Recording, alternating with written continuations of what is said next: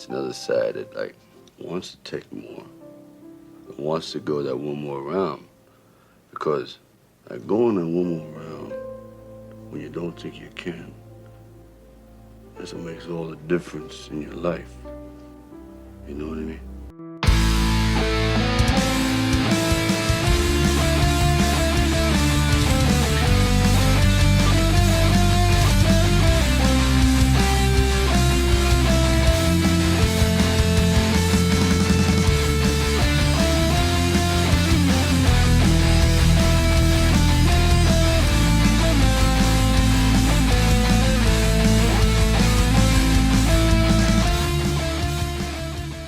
Welcome to another episode of One More Round, the Rocky Series podcast. I am your host, Ryan. With me today, of course, is Kyle.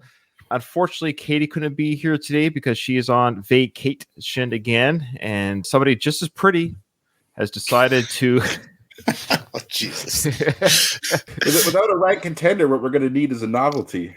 Doug for the Rocky Minute and all those other great shows, the shows he does with me as well on the Stallone films. Doug, how you doing, brother? Good to see you. I'm doing great, man. You always do this to me. You always find a way to make me blush over, thousands of miles between us. Just wait till we meet in person, man. Ryan seems like he's being a nice guy here, but what I think he's doing is he's rattling your cage a bit to establish dominance in the podcast. I see. To throw you off your game. Yeah.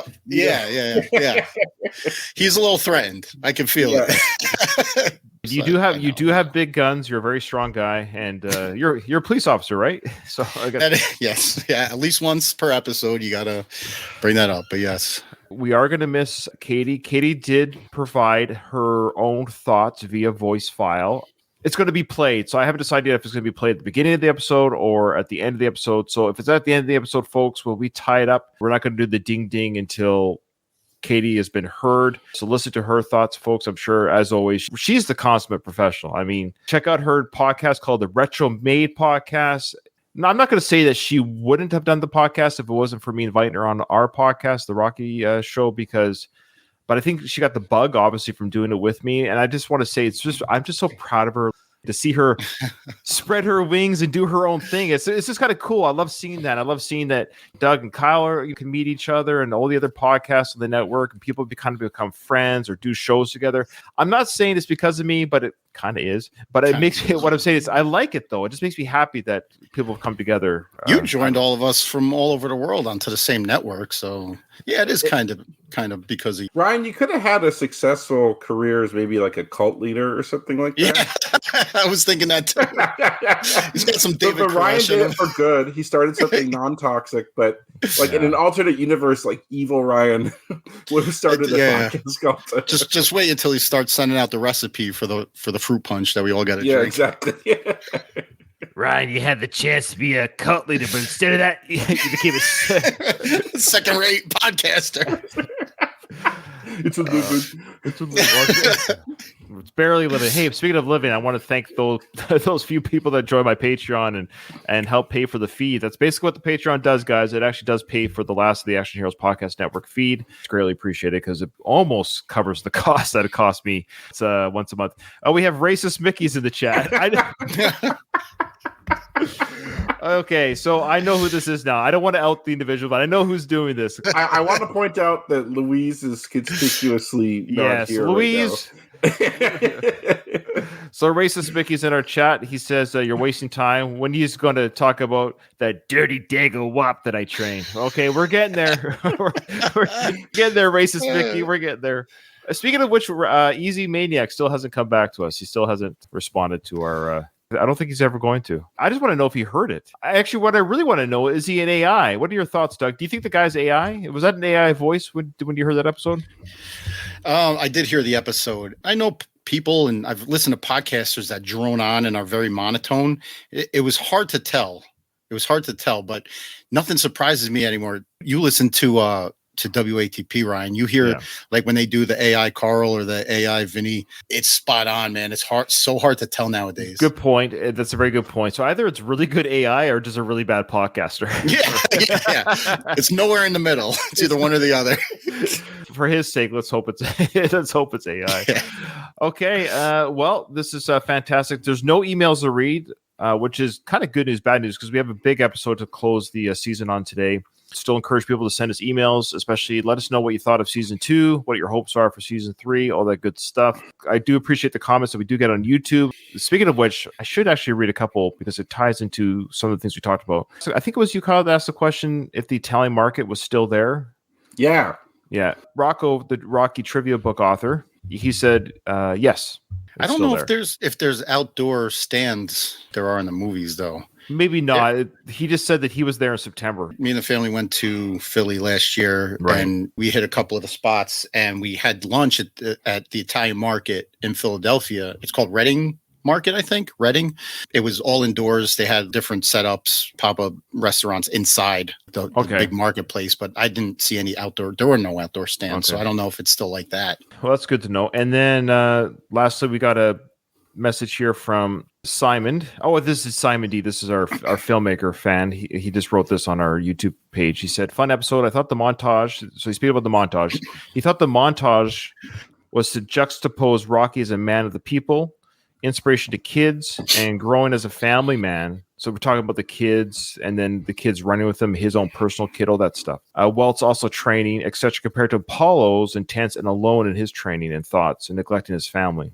Like in the earlier scene, wouldn't you rather play with your children? That's why they showed him with the kids and with the people. Because Rocky, though he's still training for the fight, still a man of the people, he's still a family man, whereas Apollo's still in his head and kind of shutting everybody out. Right. That's a good way to look at it. Good point, yeah. And also I don't think Rocky or Apollo are going to be winning any Father of the Year awards. Fair. Very fair. What evidence do you have of that? The Creed films? Yeah. Right. Rocky Balboa? Yeah, very much starting so. Right there, yeah. Actually, starting with Rocky 5, it kind of starts to go off the rails for Rocky. Yeah, Rocky 5. Okay, now before we get into the final fight, of course, the final part of the film, we did talk about in episode 14 some things, and I shared this with Kyle and Katie online, but off the episode, where I discovered things regarding some answers to questions that we brought up during that episode regarding the Rocky Win t-shirt. And Doug, you probably already know this. You might have covered this on the Rocky Minute. Let me know. Mm-hmm. And if you did, I obviously heard it, but I've forgotten over the years. But we speculated that the shirt or the quotations of Rocky in the shirt was to say that his name actually isn't Rocky. That's the only thing that makes sense. So it's Win Rocky. You're not Rocky. Your name is Robert Win. But we're like, but that doesn't make sense because his name Robert wasn't revealed as Robert until the Rocky 5 film, if you watch the films as they are today. However, now this is key because there's two things here. The shirt, Win Rocky Win, Doug, did you know this, was actually created, made, and filmed for the first Rocky film. It was for the first one?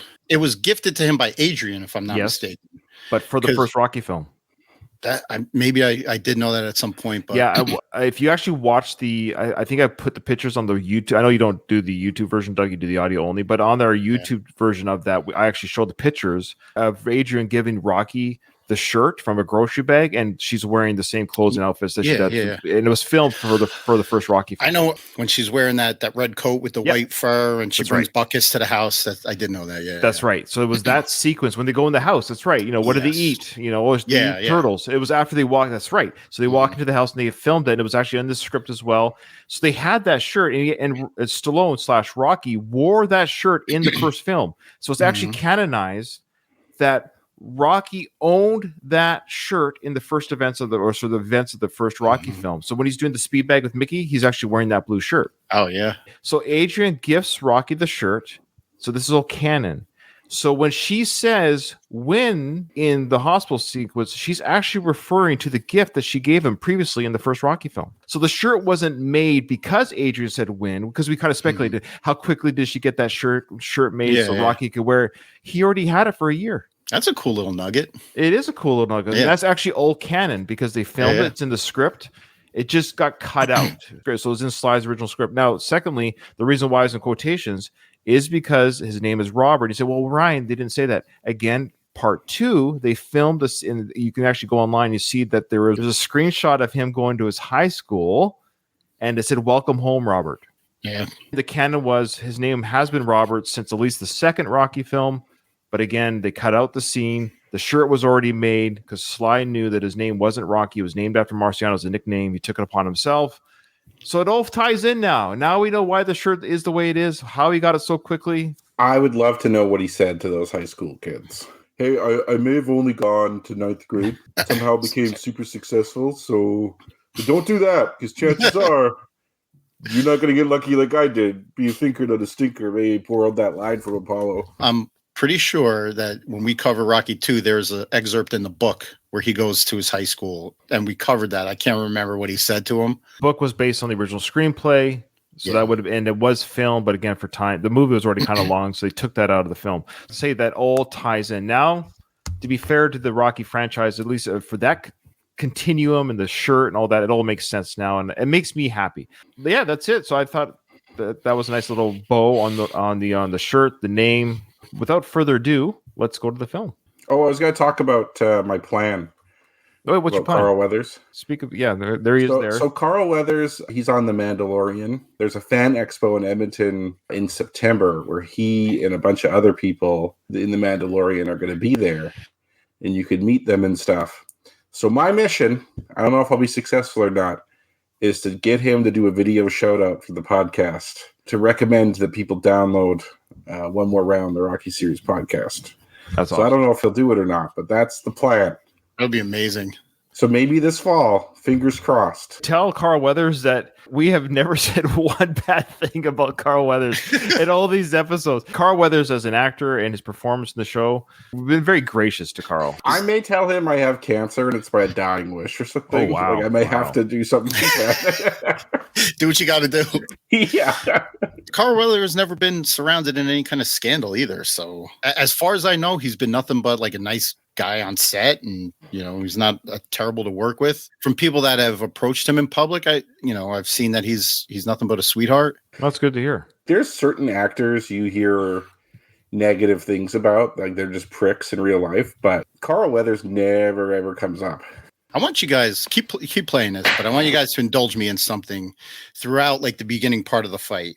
Okay. Now, when we go minute by minute, we really look at the fine details of each frame, starting with the scene that you just wrapped up with him looking in the mirror to the pre-fight stuff to even the early stages in the fight. We noticed some very small, slight apprehension in Apollo's face. Okay, just try to pay attention to that. Tell me if you guys pick up on that at all. Yeah, I'd say I did. Starting with that scene that you just finished. You know that feeling like shit's getting real? Yeah. He's building himself up that whole time about, I'm going to just destroy him in 2 rounds or whatever. And now that the fight's really happening, he probably remembers what it was actually like to be in the ring with Rocky and realizes, okay, this could go the other way. It's like I could have a rough night tonight. If he does somehow lose this fight, that his career is over. Yeah, this is really the defining moment. Like, this is it. He either wins this and gets that monkey off his back, or he loses it and he's done. Because he's like a weird perfectionist. Right. Like, he can't stand that someone even goes the distance with him. He has to win all of his fights by knockout. He could ever go into a fight with a record with any losses in the column. Did you notice, too, for this opening sequence when they show the crowd, and, of course, Stu and Bill are announcing the fight, they have real people in the crowd now that seem to be there for the filming. Did they piggyback another real event here, or are these all real extras pulled into the Spectrum? Do we know? They have the stadium pretty lit up. They're showing off how much money they had for this film, saying, look, the stadium is lit up and it's full, instead of how dark it was in the first. That's right. That's what I'm thinking too. Now, I don't know if the whole stadium was filled, but the parts they're showing has real, well, of course, no CGI back then. Yeah, some parts where they might have just filled up one side of the arena. Some shots where you can see like the upper deck looks pretty empty. They're just focusing wherever the camera's pointing. That's where they loaded up the stands. So you got people here in the crowd right here. So you got the sign Rocky. I love just looking at these people. Yeah. And how different they look, the hairstyles, the clothing. Because this really wasn't that long ago. Like, it was decades ago, but it's like, it is funny how things change over time. See that lady there, that old lady with the white jacket and the blue shirt? She's dead. Yeah, she's so dead. 40 years ago, yeah. I think she was probably dead by part 3. She did. Okay, here we go. So now Rocky is saying goodbye to Baby Sergey. About nothing. It's okay.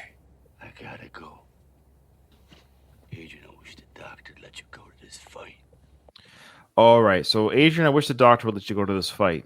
As you know, Doug and Kyle, you know that they filmed Adrian at the fight.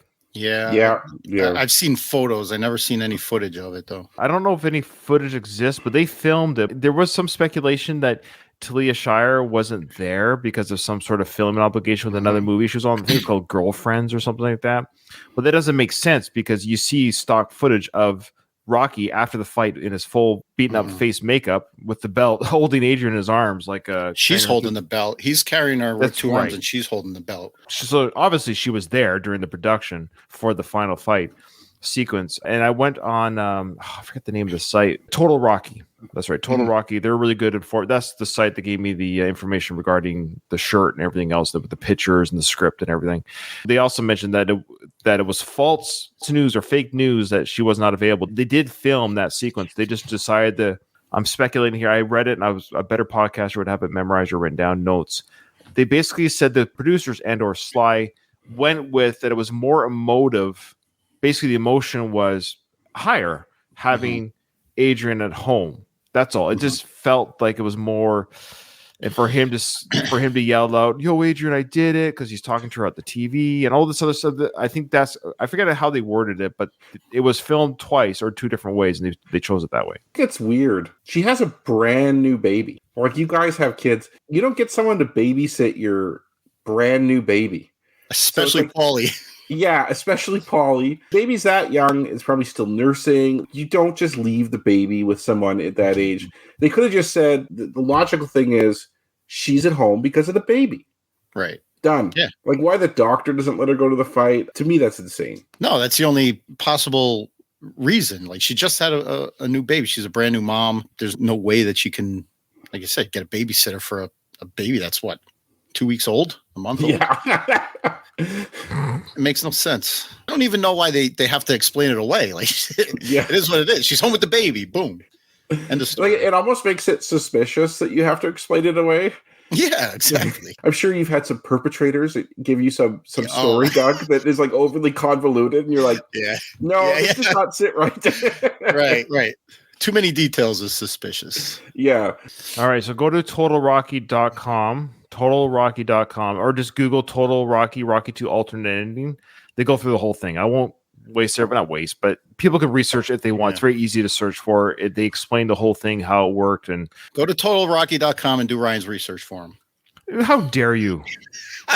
I don't do research on this show. What kind of podcast? We're not the Rocky Minute. You guys are the Right. We overly research, yes. or I do. The best of all time. The girls love you, men, old people love you, young people love you. You're the best. You're the man. And he's yours. He's yours. He's yours. This bum shouldn't even be in the same ring with you. I want you to show him who you are tonight. Show him who you are tonight. Stick him. Stick 'em. We all know Tony knows he's lying. Tony knows Yeah. Rocky's abilities. I love that hype up talk though, man. The cadence and everything. Like, he's like just whispering in his ear, basically. I love it. My favorite part is even old people love you. Yeah, I That's love good. that. He ran out of things to say, so he's just making Like, shit men up. love you, women love you, children love you, old people love you. So now Rocky, of course, leaves his house to go into the car to drive to the stadium, and there's a crowd outside waiting for him.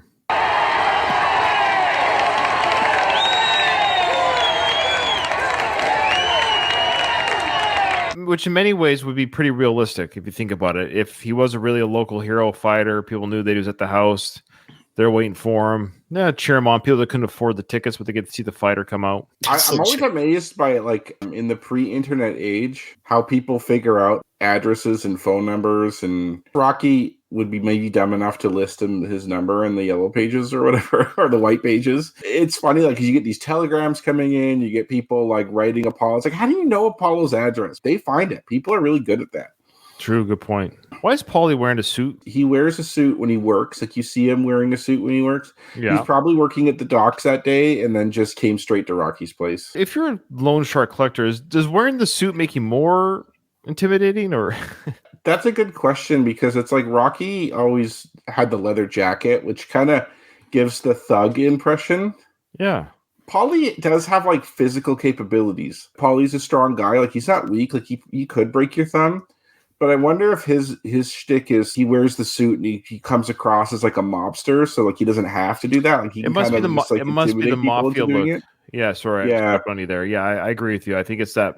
Yeah, it's that kind of Al Capone. Who's that Al Capone? That's his, Yeah, that's right. I love his pocket square though. Like he's dressed very nice. He looks great in that suit. And listen, Paula, you're gonna help out with the baby tonight, right? Take care of everything. Okay, you just take care of everything now, because you're in charge, I'll all take right? care of the dumb house. You're gonna be late for your own fight. Why is Paulie in charge of anything, let alone everything? What Adrian's right there. Hey, Paulie, you're gonna watch my wife who can't do anything apparently? Why is that? Rocky, remember that time Adrian said that she takes care of him and that she does all the things? Yeah, good point. Remember that? That's a thing of the time where like the man's in charge. The man is the head of the household. I guess so. Or he's just saying that to make him feel special, but Adrian and Rocky both know that maybe they know That could that. be it. Yeah. Okay, Paulie, Yeah. you're in charge now. Yeah. I want to count the number of beers he drinks during the fight. Like there's a lot of them lined up, and I'm a guy that enjoys a beer or six or whatever, but I am impressed by his count there. It's fine. Louis says, don't worry, Ryan. This is the last time that Paulie has a shred of self-respect. That's true. True. Paulie looks awesome here. He looks cool. He looks really good. He's kind of more reasonable. It's weird what they did with the Paulie character. Like I'm not saying it's bad, but he does change a lot in these films. Yeah, we'll get to those changes for sure. Well, maybe I better go fight now. I love you. I love you too. Punch his lungs out. Adrian, I wish you could go. Doctor said no. I got the doctor's instructions. See, they keep saying that. Like they keep being like the doctor said no. You got to remind the audience that They're hammering it It's home. weird. They are hammering it home. That is true. They're just letting the audience know Adrian can't be there. The doctor said no. And Paulie's like, I've got this doctor's instructions in my pocket. We believe you, guy. I like stop convincing the audience that she can't be there. Paulie is like the character that has a 6-movie character arc. Like it really comes to a close in Rocky Balboa, how he just comes straight out and says like, I was a shitty brother. You know, I don't need to be reminded of this good stuff because I was bad, you know, and that's really like the closing of his arc that he started all the way in Rocky 1. Could not agree more. Well, everyone agrees with Doug. He's the best. Yeah. Oh, I want to mention something that I saw in the subtitles just a second ago. Yeah. Rocky Balboa, I know, is a 5-1 underdog. I know he's still a street brawler from Philadelphia, but can he repeat that incredible performance of 10 months ago? And you know, he took. If you remember from the first film, Rocky was a 50-1 underdog. Mm-hmm. And now he's only 5-1. Now, 5-1 means you have a 1 in 6 chance. So that's the roll of a dice, a roll of a die, should I say. Yeah. So that's not like the worst odds. You know, chances are Paul's going to win, but the sports betting people don't think it's a fluke. Good point. Yeah, good point. Yeah, 51. Those are unbelievable odds. But yeah, 1 in 6. You're right. That's not bad. So, of course, Rocky now makes a stop at Father Carmine's chapel here. He's got time, apparently. A real cheating at the hands of the champion. Actually, he doesn't. He's just going anyway. Hey, yo, Father Carmine! Father Carmine! Hey, Father Carmine, you home? Father Carmine! Hey, yo, Father Carmine! Ma chi è? That's me, Rocky Balboa. Rocky? Yeah. Ma che cosa fai là? Non deve fare la lotta questa sera. Oh, yeah, I'm going to the fight right now, but I was wondering if you could do me a small favor, you know? Ma sicuro, che favore? Che? We need to find someone who speaks Italian Yeah, to I was translate. just thinking that. I wonder if you can, like, with AI and stuff now, just run that clip through and see Maybe. if it would translate. Yeah, I'm sure there is an AI. I don't know where it is, but you'd have to be an audio AI to translate. Yeah, good point. I'm going to write a note down. Okay. I'm going to... Yeah, because I wonder if Father Carmine is actually referring to the fight, and that's just the joke. He's saying, "Hey, can't you see I'm busy with the altar boy here? Like, who knows? Who knows what he's saying, right?" You know, what I think he's saying is, I was just watching a pregame fight on TV. What the hell are you doing here and not at the arena? Pre-fight's just ended. They're announcing you're coming into the ring. Why are you even here? He throws down a blessing because if he's saying something that Rocky's legit answering properly, then that means the Rocky can understand that conversation. So I want to know, what is he saying, and if Rocky is truly understanding the Italian that's being spoken to him. Understanding a language is way easier than articulating yourself in a language. If his parents spoke Italian growing up, or he was around people speaking Italian growing up, his brain just knows what Father Carmine's saying, but then he can't actually come up with the words to have a conversation back with him in Italian. I think he understands what Father Carmine's saying. Okay, I think so too, but I really want to know what he's saying here. I will find that out. Like if you go on something like somewhere like Reddit and just post like, this is the clip, could you That's true. please We might just have translate? to post it Someone will on do it. an Italian Reddit, yeah. Editor insertion. That sounds terrible. This is Ryan.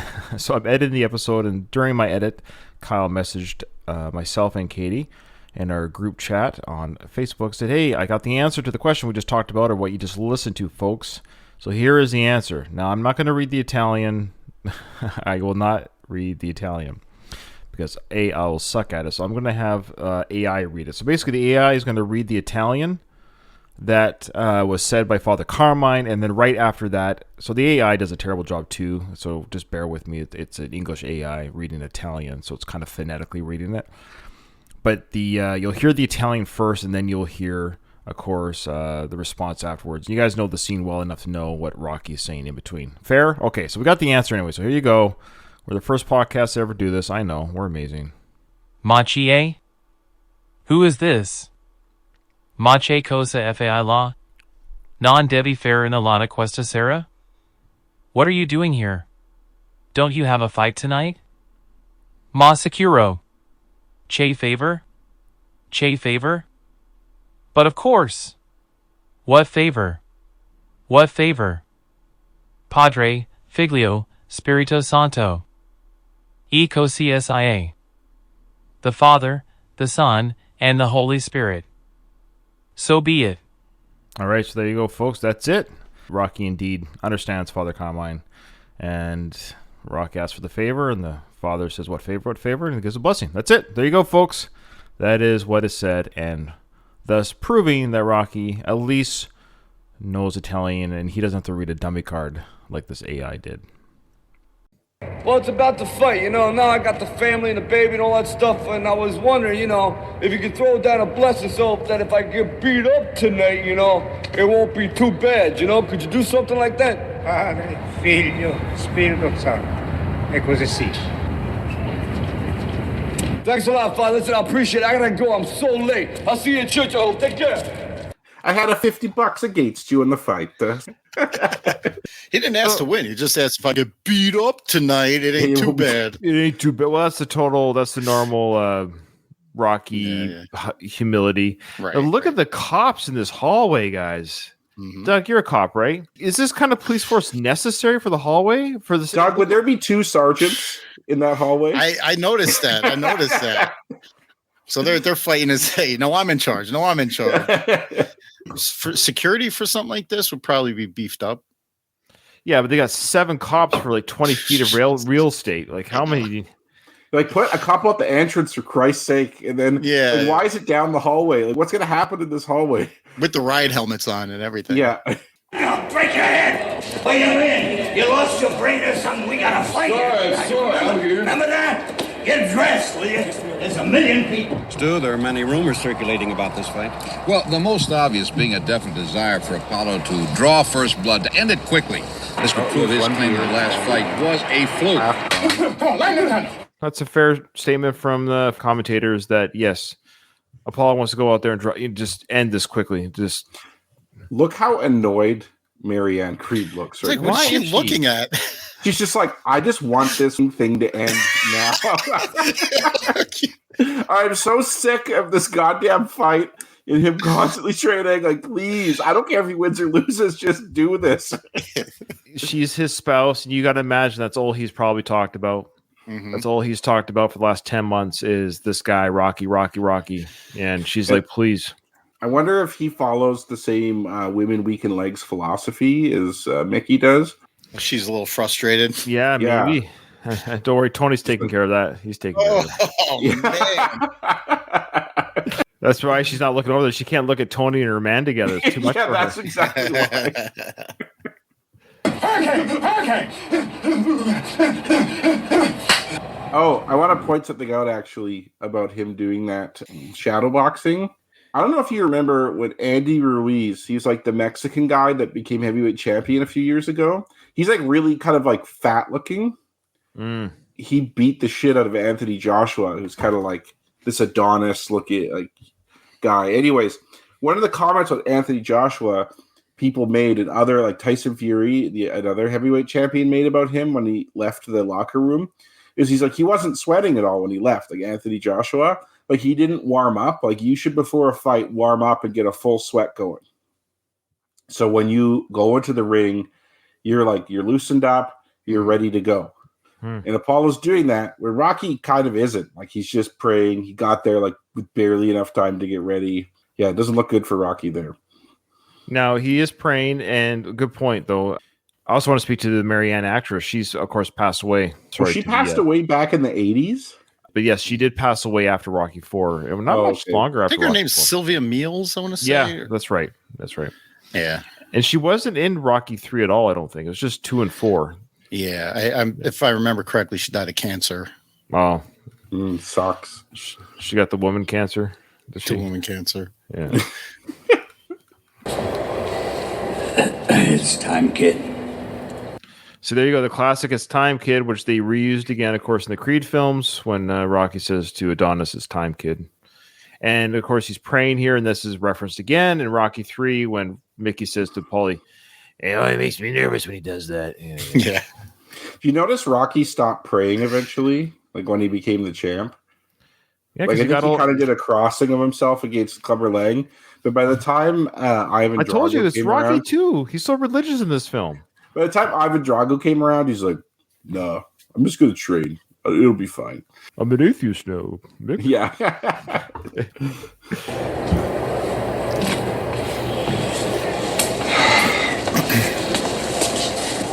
Win or lose, you're going to get the shit beat out of you for sure. Like Apollo kind of wonders, what's going to happen? Starting to get a headache. First round, will I not? Rocky's like, best case scenario, this is going to 15, and I squeak out a win at the end. As Rocky's walking out the hallway, I just noticed this for the first time just now. There's Apollo's people right there waiting in the hallway. They're right next to each other. Pretty normal, I think. I thought they went through different entrances, or at least, I don't know. I find that odd that his people are there watching Rocky. Then, I mean, I know those are just kind of the side guys, but I never noticed Apollo's people standing there before. One mistake they make in these movies is that when you tape up your gloves, like when they showed Tony taping up Apollo, or taping up his hands, sorry, you're supposed to have someone from the other camp supervise that. Mm-hmm. Oh, so the hands are taped properly. Objects. There's there's no objects in there or something like that. So you should have seen Apollo's person in that dressing room. You should have seen Rocky's person in that dressing room, but you That's don't. fair. Yeah, that's fair. You know, I think I'm starting to get a headache here. No, you are in perfect working condition. You are perfect. And you look good, too. Yeah, thanks. And you look perfect. Perfect. Hey, Mick. Yeah. Hey, Mick. Yeah. In case I don't get a chance, I just want to say I'm going to be trying hard for you today, okay? Thank you. Ain't this robe nice? It's better than last year, that's for sure. Remember that baggy one last year? This is gorgeous. It's perfect. Yeah, it's real cute. I like it. Yeah. Okay. Mickey said perfect around 6 times in that little exchange. He's trying to keep the spirits up. He was really bad at Rocky, but then yeah, Rocky buttered him up. Yeah. Of course, the mention of the robe. We know, of course, the lore. The first film, the prop department gave Sly a robe that was too big. Never. I got a comment on something that was said there, but we could rewind and do it. So please continue. Production's higher value now. They've got a robe that properly fits Sly. So that was kind of just a nod to the last film's robe was too big. This one fits perfectly. I like it when they comment on production stuff.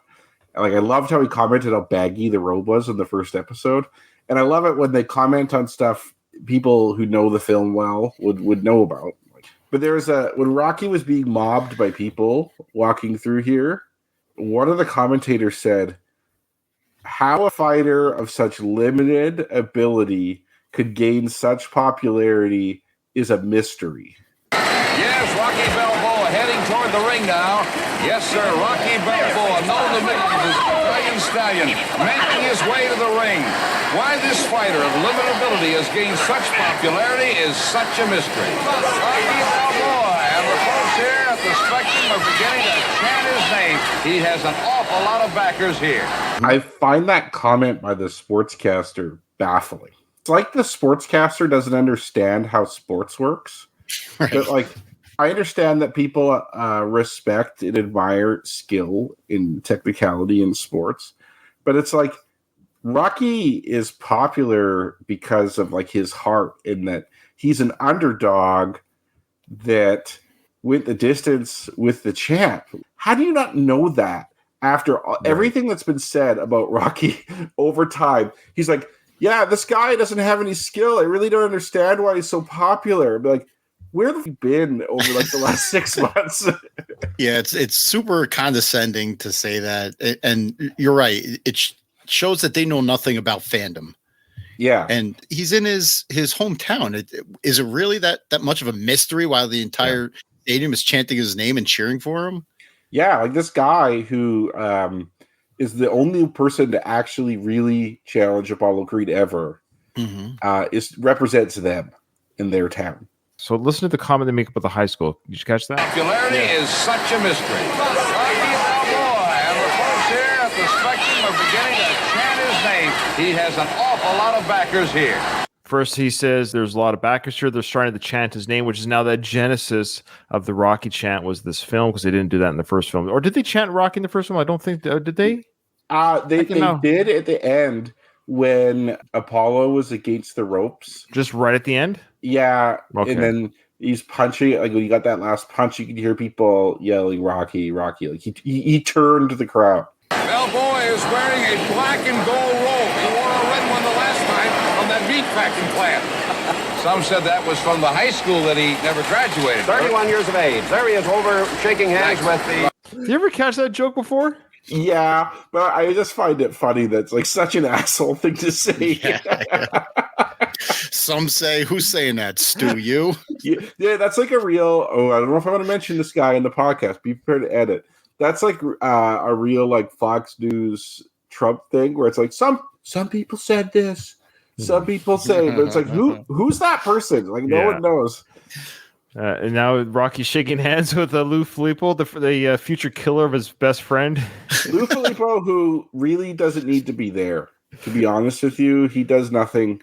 Right. He breaks them up occasionally. Like it's basically a free for all in that ring. Yeah, he doesn't stop him from punching after the bell. No, he doesn't care. He's just like, that'll work out. Look at Apollo's eyes here. Yeah, he hears the chants. He hears the chants of Rocky. He hears the crowd calling Rocky's name. This is just pissing him off. He's the champion, but they're calling for Rocky. Yeah. Well, that lawyer guy did tell him that if he uses this humiliation tactic, he's going to be seen as the bad guy.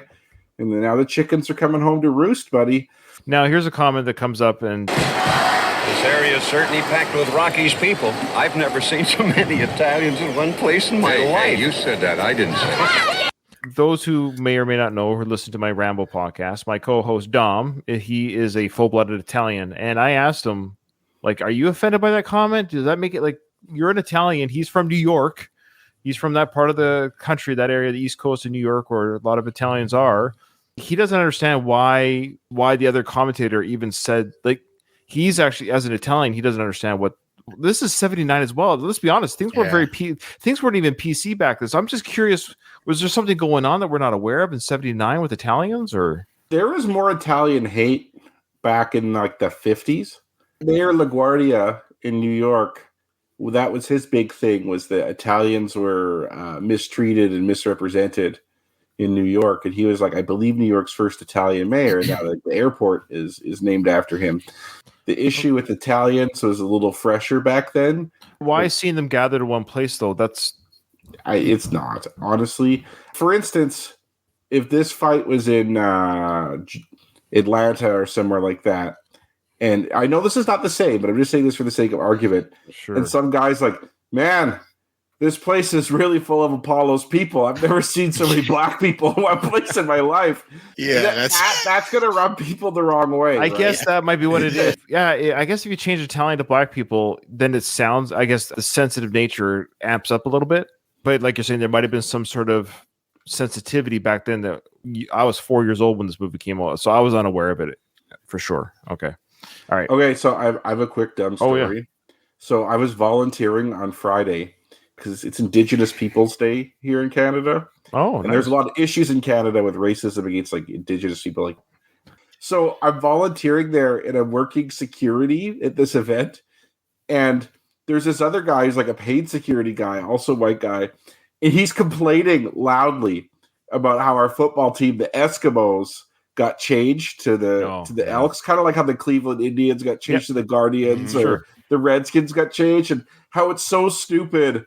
And he's saying this loud, and I felt like Bill or Stu there. It's like, whoa. Like, don't get me involved. I'm not with this guy. I don't know him. You automatically want to absolve yourself of any wrongdoing. Yeah, there, Doug might not know this Eskimo because I don't think Americans know this actually, but Eskimo in Canada is a derogatory term. I know that they call them indigenous. You guys call them Eskimo is and we used to refer to them like indigenous people of the North were referred to specifically because they would eat raw meat because they didn't make fires because of the snow. So it was all incorrect and all because Eskimo, I believe, means raw meat eater or something to that effect. I've heard that. That's right. They're referred to as Inuit, and that's the people that live up north. They're Inuit. So I'm surprised that the Edmonton Eskimos actually kept that name as long as they have, because even when I was a kid, I knew. But back in the 80s, we didn't say Eskimo. Like, we didn't say that. We didn't refer to them as that. Yeah.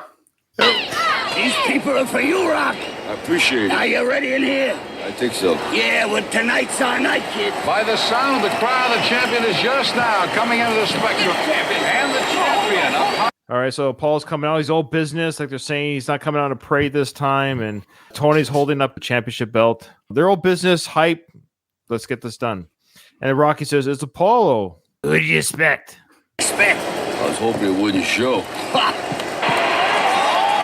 So the lighthearted moments here, which I kind of like, shows that Rocky, even in this moment, he's still keeping things chill and cool and relaxed. And Mickey's playing along with him. Then the announcers are actually noticing that, Rocky doesn't seem as confident as Apollo. Well, no. Apollo's pissed. And I think Rocky notices, too, that Apollo looks angry. He goes up to Rocky right away. You're going down. And then Mickey says, don't let it bother you, kid. Bother you, kid. Wouldn't bother you. That's great. So, of course, the announcer comes out, gives the introductions here, and Adrian's looking nervous at home. 15 rounds, which they don't do anymore, of course. It's 12 now, Kyle. Is that right? Or? Yeah, it's 12. Mm-hmm. Why did they change that? Do we know? I don't actually. Maybe just fights went too long. Who knows? Maybe. So Rocky's 202. Yeah, which is like his kind of his fighting. Like he was 201 when he fought a Clubber, even though when his first fight with Clubber he was 201, even though like his body fat was obviously way lower. Yeah, in reality, it was like 150. Yeah, exactly. You don't think he's 202 here, Doug, in real life, Sly? No. Here, even as like a little beefier than he is in later movies, he's probably like 170, 175 maybe. Have you seen Goslo's girlfriend here? She is smoking. Goslo got his last girlfriend too was pretty good looking. Also, he knows how to charm the ladies. Yeah. Apollo is 220. Is that about right? Do you think Carl Weathers is closer to 220? 220 even seems like a little bit. I mean, he's in great shape, but how tall do you think he is? 6'2"? He's about 6'1", 6'2". 205 maybe? Anthony Joshua, for example, has a similar build to Carl Weathers there, but he's taller, quite a bit taller, 6'7". Wow. But he comes in at like 260, I think. Oof. I could see Carl Weathers being 220 there for sure. Well, I've got the height here. He is, drumroll please, he is 6.17 feet tall. Yeah. There you go. Almost. So he's between 6'1" and 6'2". Wearing the boots, he's 6'2", at least. You got to go metric on us. Well, it was 1.88 meters, so I had to go. Yeah. I had to do it for you Americans. Convert for us. Thank you. You're welcome. Just for the record, Doug, no one in Canada says their height in meters. Oh, okay. Thank God. Yeah. Only doctors do, which is ridiculous. Doctors will do your weight and height. We actually still do. I'm 6 feet, whatever pounds. We say that still. Yeah. Okay. Yeah. I'm going to give you the instructions now, and I expect you to follow. Watch the low punches and watch the kidney punches. Watch the rabbit punches. Okay, so what are rabbit punches again? I keep forgetting. Like a hammer fist to the back of the neck. Oh, the hammer? Or the back of the head. Does it have to be the back of the head or anywhere on the body? I thought there was the punches in quick succession like that. I could be wrong. I'm not confident. because back when they would kill rabbits for clothing, that's the most humane way to kill them is chop them right in the back of the neck. And I'll point out in the fight between Ali and Chuck Wepner, which the original Rocky was based on, Chuck Wepner was doing that the whole fight. Oh, really? Oh, yeah. Ali was getting really upset with him. And he said later he did it on purpose to piss Ali off, to like kind of get him to do something dumb so he wouldn't be disciplined during the fight. A knockdown, you go to the corner I tell you to and stay there until I tell you to come out. Understand? Go to the corner I tell you and stay there till I tell you to come out. Has that ever been done in this fight? I thought they just go to their corner. I don't know. I'll have to look and see if they point to a corner. But it's usually the opposite corner from where the person fell, right? Okay. Unless they fall in the middle of the ring. I don't know what corner they pick, but... Okay, boys, let's have a good fight. Going down. Remember Rocky 3, Apollo says, you beat me because you had the eye of the tiger. Does that look like the eye of the tiger to you guys? Yeah. No, Apollo for sure has the eye of the tiger. I don't know what the hell he was talking about. Rocky seems like timid and afraid like he did against Clubber in the first fight. Right. He looks more afraid now than he did for the Super Fight 1. Well, that makes sense because he's already had the shit beat out of him, right? Like he didn't realize what was going to happen in the first fight. Like ignorance was bliss, right? Like he knows what's going to go down now. Yeah, true. Stitchman says, "Good luck to you." Okay, sorry. Going down. Good luck to you. You're still upset. Who cares? Now listen, protect that eye. And no matter what happens, don't go back to fighting Southpaw till I tell you. Now you get him, see? Okay. Hey, Rock. Good luck. Now he's going to try to kill you quick. But you get through this first round, and he's ours. Okay. Show him who you are. He did mention if you just get through this first round, he's ours, which is actually ironically that's what happened. They got through the first round. Now, he didn't own Apollo, but he ended up winning. At this point, Rocky is on board about pretending not to be Southpaw. Am I following the storyline? Like, I'm always so confused about the real life situation and what's happening here. Rocky is fighting right-handed. Well, he's doing this to protect his eye, right? Because if you're fighting left-handed like he did in the first fight, then his right eye is closer to Apollo than his left eye is, and that's the eye that's eating all the jabs. And so now basically he's switching to get his other eye beat the fuck out of. Equally blinded. So now he's going to be totally blind after this fight. Oh, and he slipped the jab. I want to bring up here that Rocky slips the jab just once this whole fight and never ever does it again. But it was important enough to be brought up in the fifth movie. Slip the jab. Slip the jab. That's right. Slip the jab. Slip the jab. Just so I'm tracking. So Rocky is on board fighting right-handed right now in the fight, because later in the fight he says, no tricks. No tricks. Yeah, he was going to keep fighting right-handed. Because Mickey's like, okay, now we're going to switch to Southpaw, which is gonna win us the fight. And then Rocky's like, no tricks. Why is that a trick? That's because like Apollo will get used to fighting a right-handed fighter, and then Rocky will suddenly switch to being a left-handed fighter. So you could probably throw that big left, and Apollo will not be used to guarding that way, and he can get that knockout punch at the end. I think it's the idea. All right, the gym, I work part-time at a gym, and part of the workouts that we organize for our members is boxing. We also do like those focus pads with the boxers. Oh, they're called focus pads. I can't remember that we mentioned last episode. What are they called again? So the pads they hold in their hands are called focus pads? Yeah. Okay. All right. Thank you. Me being a right-handed puncher, right? It's easy for me to do like the jab, the cross, the hook, like all those punches. When somebody comes up to me that's a left-handed puncher, I have to kind of really think about my orientation, where the pads are, which one's the jab, which one's the cross, which one's their strong side hook, because as I'm doing, I'm calling out the punches and they're swinging. I'm messing up because like in my head, I'm a right-handed fighter. So I instinctively want to go the right-handed way. So it is very confusing. I will say that. That's why Tony didn't want Apollo fighting Rocky in the first place. For that very reason, is when you fight the left-handed fighter. Well, yeah, Rocky mentioned that Adrian, that nobody wants to fight him because he's a southpaw. He says that on Yeah. the date when they're going on the skating rink. He goes, nobody wants to fight me because I'm a southpaw. I'm naive when it comes to being a boxer because I'm not one. You think they would just train how to deal with both? They do in reality. Like there's lots of boxers. Like I'll bring up Floyd Mayweather, for example, who can do both. Who has a great record. I don't know if he does both, but yeah, a lot of boxers switch. But like he has no problem against left-handed fighters. In fact, he does better against them. Which makes him Floyd Mayweather. Maybe that's just it. Yeah. If you can handle both, you just do better in the ring, I guess. There's certain strategies to fighting left-handed people. Like there's certain ways you do footwork to avoid their punch. Because your jab is going right up against their jab. It's really awkward. Right. You get thrown off if someone's, especially like if you're doing that work and then someone switches all of a sudden. Yeah. Like it's going to take you time to adapt. I think they're hoping that Apollo won't be able to adapt. Well, it's mentioned in the film here that when Rocky gets punched down, of course, Apollo's like, yeah, I already got him already, but Balboa gets up. But the announcers already mentioned that bad eye got cut again. So it doesn't matter. Yeah, the plan's already failed. They've mentioned that. I think they're talking about the wrong eye, though. I think his left eye is opened up here when it was his Yeah. right eye. Mm-hmm. But he seems to be in pretty good condition right now. And a hard right hand thrown by the champion. Another right. Balboa is in trouble now. He is in trouble, taking rights and lefts. As the champion begins to open up. It was a tremendous right hand. Balboa down. Oh, we see a cut over that bad left eye. Remember from the first fight. Yeah, that's wrong. That's right. His bad eye was his right eye because Mickey slaps. Was it the right eye? Because he slapped him across.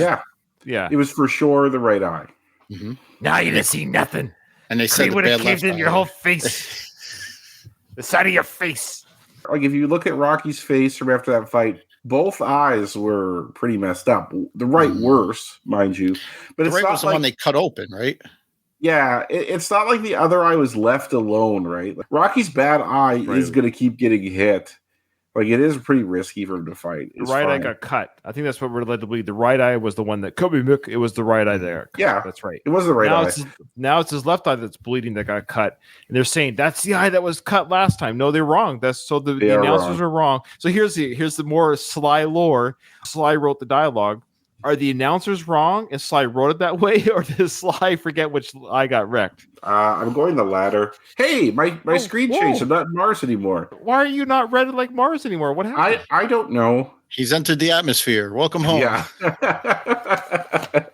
That's hilarious. Everyone on YouTube, go to YouTube and see Kyle. He's no longer red. I'm gonna have to change the one more round thumbnail because that's why it's red. That's why the red face. Strike while the iron's hot, man. I don't know how much longer this is gonna last. They'll probably go back to being red.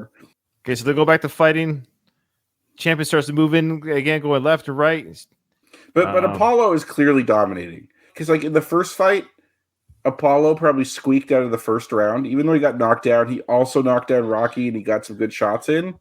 Mm-hmm. And then that second round was also kind of close, where Apollo started out really strong in the second, then Rocky was just pummeling him at the end. But so far, 2 rounds have gone by, and Rocky's just got owned so far. There's a lot of bad blood between these two. Good round. I can't believe it. I broke my nose again. Balboa, he's got to be in great shape to withstand that butchering. And I'll tell you, that's just what it is plain old butchering. Why, did the switching bother you? Nothing bothered me. Why, but then you should have had him. You can't be hurt. You fella, you can't be hurt because you are too tough. Now, don't let up on this man. This man is dangerous. The man is dangerous. That guy's great. No, listen, he's only a man. You can beat him because you're a tank, kid. You're a greasy, fast, 200-pound Italian tank. Go through him. Run over him. Okay. Get in the car. We'll get him. This is it, man. Best of all time. A couple of things were brought back in the Creed films when Apollo says here, I'm dangerous. I'm dangerous. And remember when Adonis talks to Rocky and says, I'm dangerous. The same thing. Yeah. I think that's an obvious nod to this film when Adonis mentions that he too is dangerous. This round, of course, is very, very embarrassing for Rocky. I believe this is the round that Apollo does the windmill attack. Yeah, I hate that. He winds up his arm like Popeye. Get your cameras ready. Dude, Rocky got some body shots in on him, and he's going, no, to the crowd. It didn't hurt him. Yeah. That is a blatant ripoff of the Ali Frazier fight. This whole fight actually is kind of a ripoff of that fight. Even the colors of the trunks are the same. Frazier would get body shots like that, and Ali would do the same thing. He'd be like, no, it doesn't hurt me. It doesn't hurt me. So he's been knocked down again, Kyle. You're more of a boxer watcher. Twice now in 2 rounds. Did they keep the fight going, or there's fights where people get knocked out a bunch of times? As long as he can get up and he's like knows where he is and stuff, it's fine. So Mickey also protect that eye, kid. So it's just weird that the announcers got it so wrong. So either Sly wrote it that way, or it's just a film flub. I hate watching this fight because they really could have trained Rocky better to not get hit so much. In the third film, do you remember when, before the first clubber fight, when he has a sparring partner, Mick's going like side to side, Rock, side to side. Mm-hmm. Going side to side like that would be really helpful. Like Mike Tyson is really good at going side to side, and because he was a shorter fighter like Rocky, and going side to side, you could avoid that jab. And like getting low, bobbing and weaving, going side to side, like all that would have like really, really helped him against Apollo. But like Mickey's strategy is, let's just fight right-handed, and so your other eye will get pummeled instead of the one that's hurt.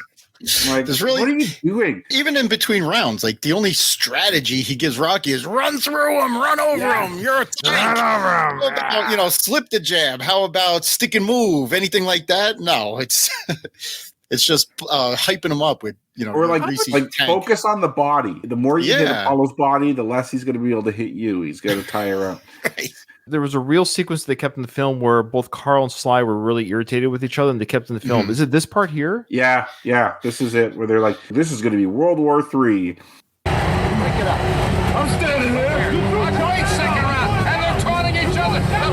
The round is over, but they're taunting each other. Everybody in the audience better get ready for a World War III.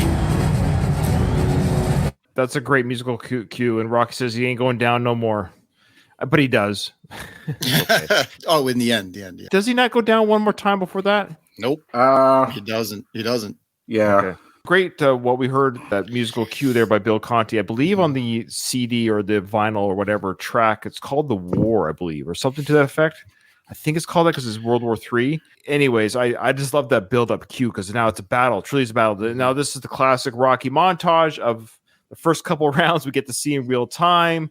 And then for the sake of a movie length, now we get the montage of both fighters just going through that war. They've been through a war, these two. We see Paulie and Adrian, the round 6. So all the rounds are going to Creed, more or less, which is important. No, all of them are. Later in the film, they're going to be like, Apollo just lost his first round. I wonder what's going on in his mind right now. Isn't that after the like the slow motion sequence? When they say, I got to give that round to Rocky. Yeah, that's right. That's right. Oh, even Apollo threw some body shots, which is really odd for him to do. He held his head down there. You're not allowed to do that. Well, he's doing the body shots. No. He was holding his head, doing the body shots. Ali was really bad about holding people's necks like that, too. Okay. Like it was... Yeah, this is where Rocky's going to win the round. Where, I don't know, Apollo's inviting him to give him body shots. I don't understand that. I love Carl's tongue out here. Yeah. Those gotta hurt, man. Those rib shots. The first one kind of went like those go wide, kind of hit him in the back of the shoulder, which there's like a nerve that runs like up your armpit. If you hit that, it'll like stun your entire arm where you can't even use it. Or it's like if someone punches you in the arm really hard, like that. Yeah. That hurts still, right? Yeah. So Rocky's starting to win rounds now, I think. Rocky's thing is his stamina. His stamina is generally better than Apollo's, and his ability to take punishments better. So he's starting to find ways to hit Apollo. Like Apollo's slowing down now. And Tony's way of saying it is, this man is breaking you up inside. I love the acting by Tony when he's yelling, this man is breaking you up inside. And as he's saying that, spit and saliva is just flying out of Tony's mouth. Is that really the actor having real saliva in his mouth, or did they put in extra water in his mouth? I don't think you can write something like that. It's just Tony Burton going for it, man. He is brilliant in every scene. He chews it up, every scene he's in. Oh, Doug, I got to send you a clip of him is an inmate in a Scared Straight program where he's just so intense. Well, I think we owe it to the network that we watched that film. There's a film from like 1980. It's like based on the Scared Straight movie where they have like these fictional inmates doing Scared Straight, and Tony Burton is one of the guys. I'll message you with the clip because it's fucking. Yeah. I want to see it. There's Apollo going to the body a little bit, huh? They've definitely been in a war, these two. Another round for the champion. So Apollo Yeah, has now won more than half of the rounds. Fair to say. Yeah. He's dominated the fight. Like Tony will say, there's really like no reason to go for the knockout. No one will ever say that, oh, Rocky won this fight. Like, it's very clear that you were the better fighter. Question for you, an alternate universe. Had Apollo won this fight, would he have ever died at the hands of Drago? That's a Maybe. good discussion point. The issue with Apollo is that he can't leave the game. Actually, let's say he beats Rocky. Another challenger would have come after him, or would he have retired shortly after this, and or taken out a couple more challengers, then retire? So he wouldn't have any kind of friend. The reason why because Drago and Rocky IV came to fight Rocky, and Rocky was going to actually do it. He was actually going to do it, but then Paul said, "Oh, let me get him at first. Then you get your chance. They don't get your chance." Rocky never said he wasn't going to do it. Apollo just stepped in first because of their friendship. But I don't know if Apollo could have done that with any other champ, because another champion could say, "Well, screw you, you old." Apollo might have still been the champion. Even then, 5-6 years later? That's the question, is would he still be champion, or would he have lost it or retired before Drago's time? No matter what happens, he retires after this fight. You can't do this twice and then expect to continue on. Rocky may fade off into obscurity after this, but Apollo, already at this point in the fight, Apollo has already lost, because in his mind, this was supposed to be a second round bloodbath, decisive victory that makes him the greatest of all time. And the first time was just a fluke. But here he is. Rocky has given him the same kind of fight that he gave him the first time. Whether he wins, but you were supposed to beat him in the second round. That's right. Or if he loses, the first fight wasn't a fluke. Rocky is a superior fighter. He's got some people coming up too that, sure, they could do the Mickey handpicked or whatever, but at some point, but Tony wouldn't do that to Paul. He would just say, "Let's go, baby." Yeah. I don't think Apollo listens to Tony though. Apollo is disappointed that he didn't beat Rocky. I think if Apollo knocked Rocky out, that would go a long way. In Apollo's mind, beating Rocky on points is not an option, and I get that. Right. Everyone else would not look down on him for it, but I don't think he really cares what they think. Like, in his mind, for him, it'll just be like a copy of the first fight. Like, you beat him on points the first time, you beat him on points the second time. Big whoop. The first fight was close technically. Like, you could hear the judges score it at the end. It was like a split decision. So one judge actually went against him, and the other judges, it was like 8-7. Right, where this fight, he's won by a huge margin, and if he finishes with the knockout, he might be able to live with it. Now you got him beat on points, you understand? Now stick and move. He's gonna go for the knockout. He's gonna go for the knockout. You understand? Now he's breaking you up inside. What's that eye now? It works. You can't do much more with that, can you? I know what I'm doing. Hey, Rock, you get in trouble one more time, I'm with Please don't stop nothing. Now listen, let me stop it, cuz. Listen, you're getting killed out there. It's my I life. have Apollo well ahead. All he has to do is stay away, and he retains the title. Just stick and move, you understand? Just stick and move. Now you got 3 minutes. Now switch now to southpaw anyway, will you? No tricks, I ain't switching. Yeah, but you're fading out then. Why don't you I don't switch? need no tricks. I think he does switch though. And I want to watch for it, but I'm pretty sure he switches. That's what I thought. I was just so confused. The real world, the reason why they even had the switch talk was because apparently he tore his whatever. But I don't see any kind of injury in this swing. Sly is using both arms. I don't know what's going on here. Sly and his stories. I don't know. I love how desperate Tony sounds in that before that round. Yeah. He's like, just stick and move. Okay, look. Boom. Big left. Left. Because his left foot is back, which would be his strong side. So has he switched, or what's going on? He's throwing huge left hands.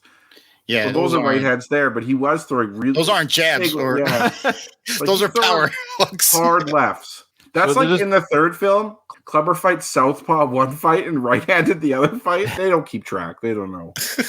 They're just trading blows. They're just trading. No defense whatsoever. Their hands are down at their sides. They're just desperately slapping at each other.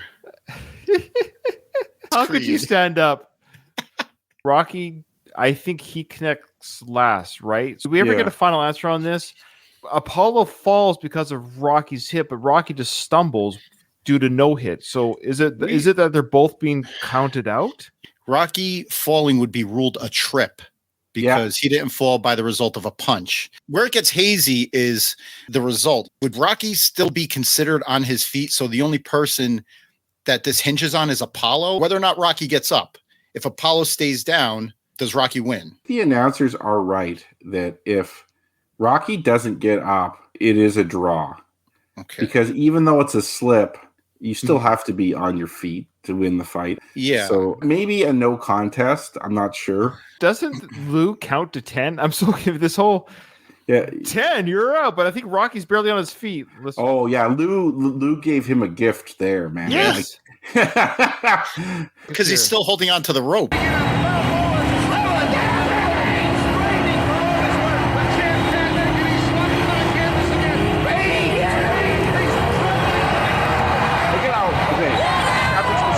Rocky's moving pretty. You could say it's in slow motion. That's why he's counting slow. But then Rocky's moving fairly quickly, and then Lou's 9. No matter how many times I see this film, this part always stresses me out. I don't know. I always feel like Rocky's not going to get up in time.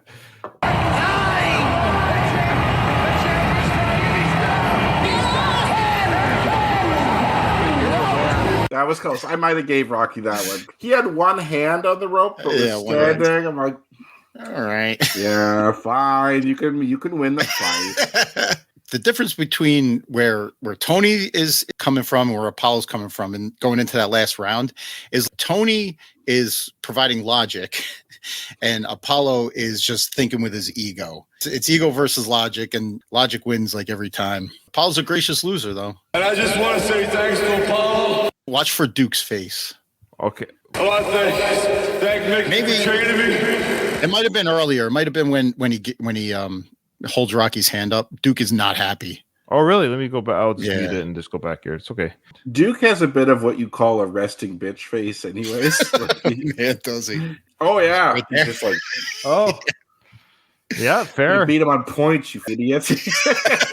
Yeah, he did what I told you to do. I can't believe this has happened. Gracious winner. I can't. And I just want to say thanks to Apollo for fighting me, Apollo.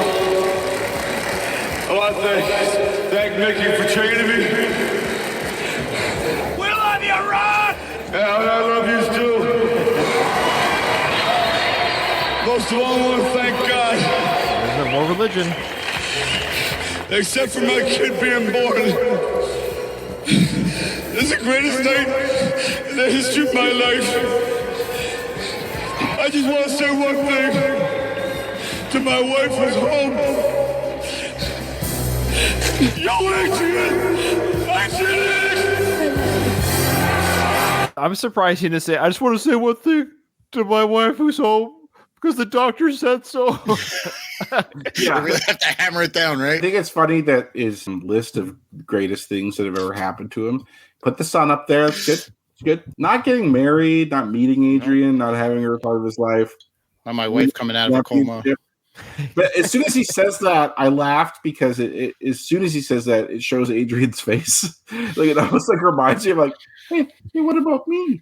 His son being born didn't matter for a couple of days because he didn't go see him until Adrian came out of the coma. So I know. I don't know. We love Rocky. He doesn't always make sense, but we love him. How good of a speech can you give if you have a concussion? His mush brain. Well, guys, what do you think? That's the end of Rocky 2, Season 2. I mean, I think we gave some good insight this season. I'm not going to lie to you. I think we gave some fun insight, good insight. We still discovered things that we hadn't talked about before, Kyle, if you can believe it. There were things that we came up with and thought of that I dare say even Rocky Minute might not have been. But between the two shows, I think we've exhausted Rocky 2. I don't think any other podcast can do it again. What do you think, Doug? No, I would agree. I would agree. I always think there's room for more. Oh, don't say that. Well, then you can do it. How dare you? Let her train you.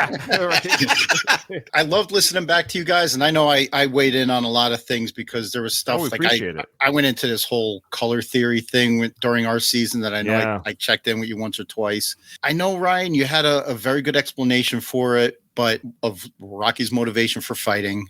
Oh, I know it could be both. It could be both, but I still feel like it should have been more rock solid, clear. This is why Rocky wants to take this fight. This is why he's taking this fight. But I respect your thought on it, and it kind of me and my co-host Jay, it kind of like soured us to Rocky 2 a little bit, because even at the end of the fight, we're still somewhat unclear as to what his motivations were.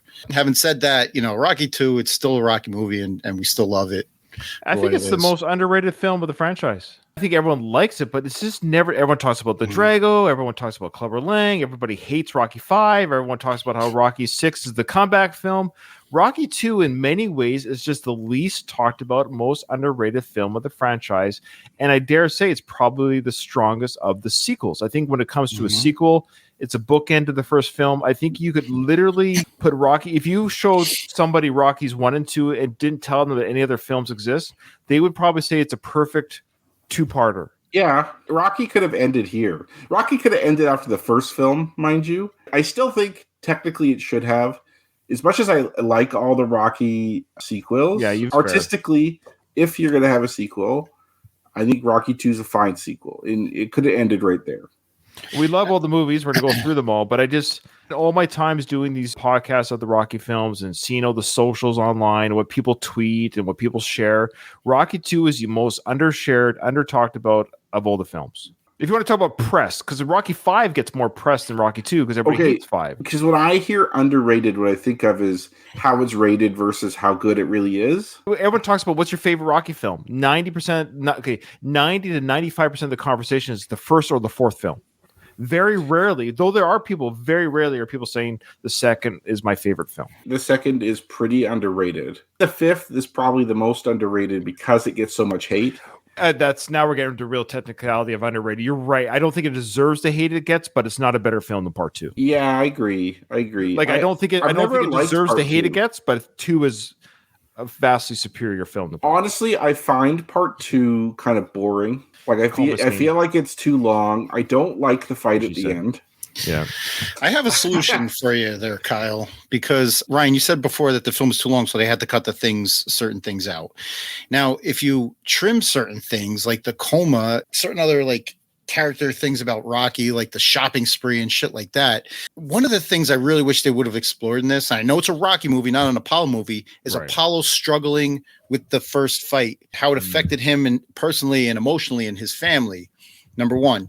Number two, if one of Rocky's motivations was in fact that he loves boxing and it's a part of his personality and his psyche and he can't give it up, I wish they would have showed more of that, like him struggling with giving it up. Not just one scene of him tearfully saying, I got to be around it. Like that didn't sell it for me. If you correct a couple of those things, I think this could have been far and away the most popular sequel, not underrated whatsoever. Good points. Great corrections there. Absolutely. Doug the plug. Plug what you want to plug there, brother. What's going on with you? All right. There might be people out there that think Rocky Minute has folded, but we have not. It's been a long time ago, but the pandemic and some personal, personal things going on in my own life have stalled the release of our coverage of Rocky 3. Some might have known in our last episode that I said this episode is going to come out in 2020. And here we are 3 years later, and I finally released it. But the episodes that I have recorded are dripping out slowly, but I have plans on getting back in recording. I'm back in the editing booth, so we're moving along, and we're here. We're not going to let you forget us. So good. We're coming out. Well, you're a top show on the network. You're a beloved podcaster, and the Rocky Minute is a staple of the network. And yes, we love having the Rocky Minute on the network. You were the first show to agree to come on the network, and I appreciate you taking that leap of faith from your other more established network that you're a part of. You come to this one, and so I appreciate that. I don't know if it helped your show or not. I apologize. I don't care about numbers. I just love doing it. I love having you. You're a friend, not just of the show, but to me personally, Doug, and I do appreciate that. And speaking of which, it's a good thing you'll get back to recording episodes again because you have nothing's coming up soon that's going to keep you busy. Am I right? Oh, wait a minute, a baby is coming. I do have a baby coming, but which means I'll have a lot of time inside the house to. There you go. All I need is an hour, right? Yeah. Doug, do me a favor when your baby's born, see them right away, okay? All right. Don't wait no a couple matter what happens to your days. wife, Just see them like immediately. Kyle, for you, I will. For you, okay, thank you. Well, you and your lovely wife are such a good-looking couple. That baby is going to be stunning. So, yeah. I appreciate it. Appreciate it. Lastly, if you're listening to this and you'd like the stuff that Doug and I do, Doug, I, and Craig, our next review of the Stallone Podcast Network films that we do, the next one will be Oscar. And if that baby's not born early, we're doing one in July. So just let people know that Oscar is the next film for that. All right, before Doug gives his wonderfully, you'll see, he does a terrible job with the outro. You'll see. But I also want to say, before I even, we get to, of course, our lovely Katie, when Doug does do the outro, he screws up, and he screws up kind of old school. You'll hear how, well, I don't want to really spoil the surprise, but he screws up. But after I started editing the episode, I realized that I said, well, I'm kind of spoiling here, but I want to speak for Doug a little bit.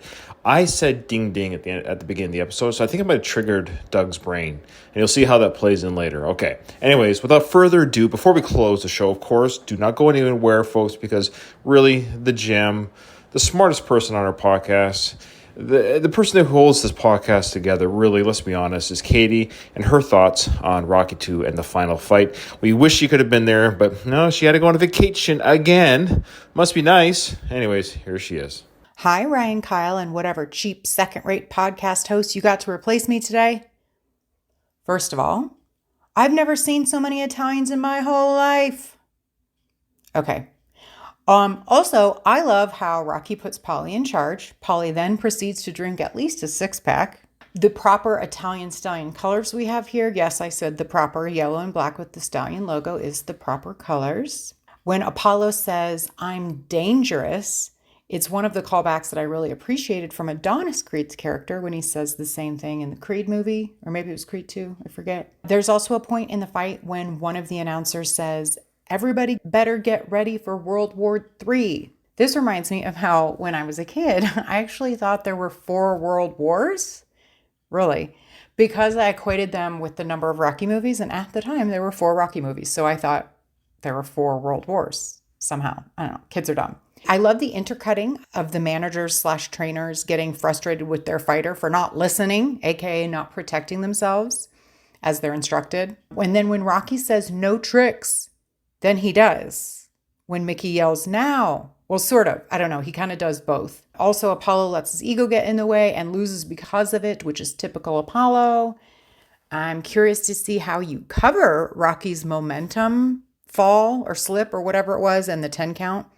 And I can't wait to hear the banter about Lou Filippo. And God, the music. I could probably do a whole podcast just about the music. It's literal perfection here. The final scene with Mickey, how it fades into the painting, that was pretty damn cool at the time. Actually, it still is. I think that's it. I've said it before and I'll say it again. You ain't never getting rid of me. Doug, do you want the honors of taking us out? For the last time, I'd be honored. Yeah, ding, right. ding. Oh, no, yeah, Sorry. I got. Sorry. Okay. Let me say the episode's over. Then you say, wait a minute. We don't do the That's ding right. Oh, the That's ding, right. ding. Oh my God. That's going the distance. This is one more round. I forgot. Oh, okay. Wait, how do you finish again? I didn't hear no bell. I didn't hear no bell. That's it. Okay. Oh boy, what a disaster. All right. Well, you cut the shit out of that. You hear me? I don't know. Maybe I won't actually. Not for you. Okay. So with that, everyone, this episode and season 2 is over. I didn't hear no bell.